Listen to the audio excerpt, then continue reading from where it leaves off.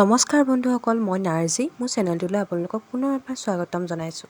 আজিৰ ভিডিঅ'টিত গিলৈ বা অমৰলতা বা শগুনী লতা বুলিও যাক কোৱা হয়, তাৰ সম্পূৰ্ণ ব্যৱহাৰ আৰু ইয়াৰ উপকাৰিতা, কি ৰোগত ইয়াক ব্যৱহাৰ কৰিব পাৰি, কেনেকৈ খাব লাগে, গোটেইখিনি কথা পাতিম। তেনেহ'লে ভিডিঅ'টো শেষলৈকে চাই থাকিব।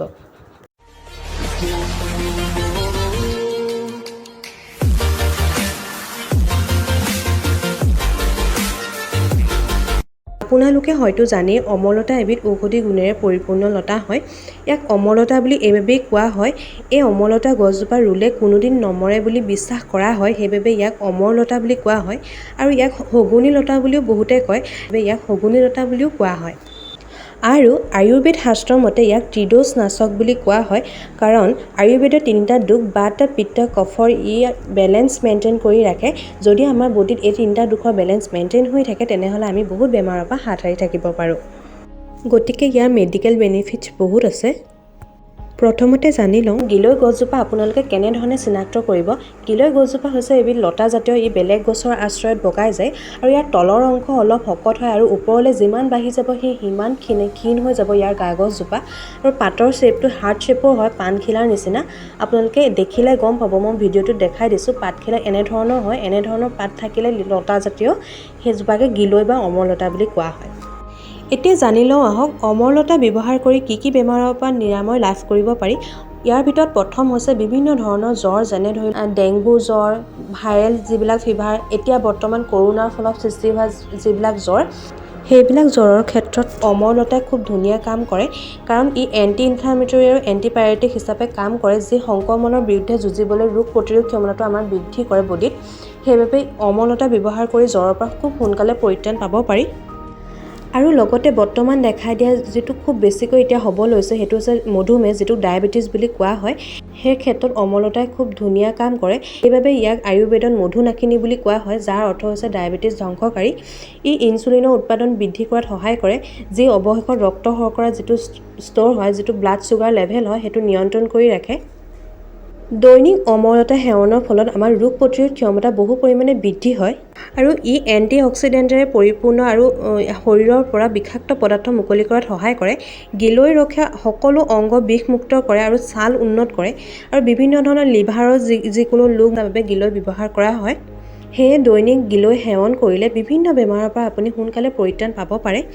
ইয়াৰ লগতে ই হজম শক্তি বহু পৰিমাণে উন্নত কৰে। গিলৈ হজম সম্পৰ্কীয় বিভিন্ন ধৰণৰ সমস্যা যেনে ডায়েৰিয়া, বমি, হাইপাৰ এচিডিটি আদি হ্ৰাস কৰে, আৰু ই লগতে বাত বিষ আৰু গাঁঠিৰ বিষৰো নিৰাময় কৰে, কাৰণ গিলৈত এণ্টি ইনফ্লামেটৰী আৰু এণ্টি আৰ্থেটিক গুণ থাকে, যাৰ বাবে বাত বিষ আৰু গাঁঠিৰ বিষ হ্ৰাস কৰাত ই সহায় কৰে। আৰু গিলৈ ব্যৱহাৰ কৰিলে চকুৰ দৃষ্টিশক্তিও বহু পৰিমাণে উন্নত কৰে বুলি গৱেষণাত এতিয়া ধৰা পৰিছে। আৰু এজমেটিক ৰোগৰ ক্ষেত্ৰতো গিলৈ খুব ভাল কাম কৰে।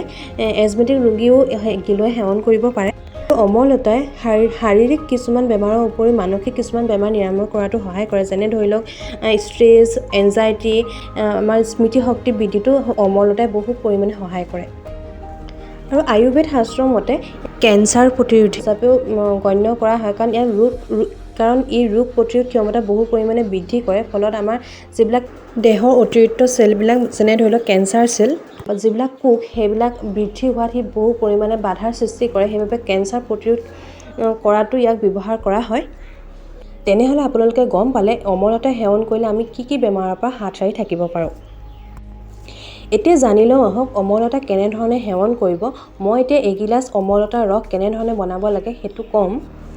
যদিহে আপোনাৰ ঘৰত অমৰলতা গছজোপা আছে, তেনেহ'লে অমৰলতা গছজোপা যিটো তলৰ গা গছৰ তলৰ শকত অংশ, তাৰ আপুনি 6 ইঞ্চি ল'ব।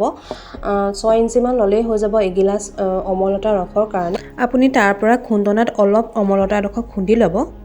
তাৰ পাছত এটা পাত্ৰত আপোনালোকে 2 গিলাচ পানী ল'ব আৰু ভাল ধৰণে উতলাই থাকিব। উতলাই যেতিয়া এগিলাচ পানীৰ জোখা হৈ যাব, তেতিয়া গেছটো অফ কৰি ধুনীয়াকৈ চাকি ল'ব, আৰু সেই গিলাচ অমৰলতাৰ ৰস আপুনি সদায় ৰাতিপুৱা ভাগত খাবলৈ চেষ্টা কৰিব। যদিহে আপোনাৰ গেছৰ প্ৰব্লেম আছে, পৰাপক্ষত খালী পেটত ব্যৱহাৰ নকৰিব, কাৰণ ই বহুত তিতা, গেছৰ কাৰণে অলপ বেয়া হয়। যদিহে আপোনাৰ আগত উল্লেখ কৰা বেমাৰৰ ভিতৰত কোনোবা এটা বেমাৰ আছে, তেনেহ'লে আপুনি দৈনিক সেৱন কৰিব পাৰে কেইদিনমানৰ কাৰণে।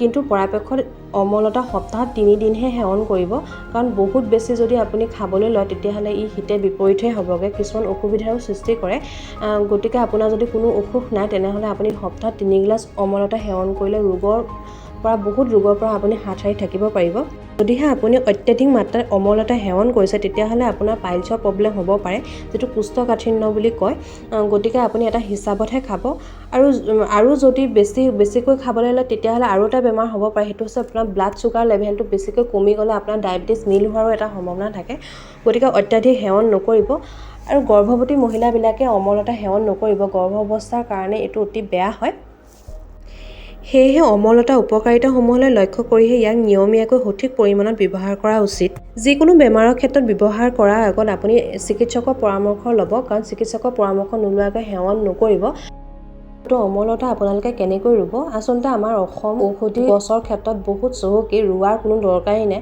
তথাপিতো যদিহে আপোনাৰ নাই তেতিয়াহ'লে নাৰ্চাৰীত পাই যাব আৰু নহ'লে আপুনি যেটো অমলতা তলৰ যেটো ডাঙৰ অংশ তাৰ অংশটো আনি এতিয়া আপুনি বালিত বা মাটিত ভালদৰে পুতি থলে ধুনীয়াকৈ হৈ যাব এবাৰ ৰুলে ই ভাল ধৰণে যদি বগাবলৈ আৰম্ভ কৰে ই সাংঘাতিক ধৰণে বাঢ়ি যাব গোটেই গছজোপা কভাৰ কৰি ল'ব গতিকে ইয়াক ৰুবলৈ ইমান চিন্তা কৰিবলৈ দৰকাৰ নাই আশা কৰোঁ বন্ধুসকল মোৰ ভিডিঅ'টো চাই আপোনালোকে ভাল পালে যদিহে ভাল পালে মোৰ চেনেলটো ছাবস্ক্ৰাইব কৰি ল'ব লগতে নটিফিকেশ্যন বেলটো ক্লিক কৰিবলৈ নাপাহৰিব আৰু লগতে ভিডিঅ'বিলাকো লাইক কৰিব আৰু শ্বেয়াৰ কৰিব আজিলৈ ইমানেই আছিল ধন্যবাদ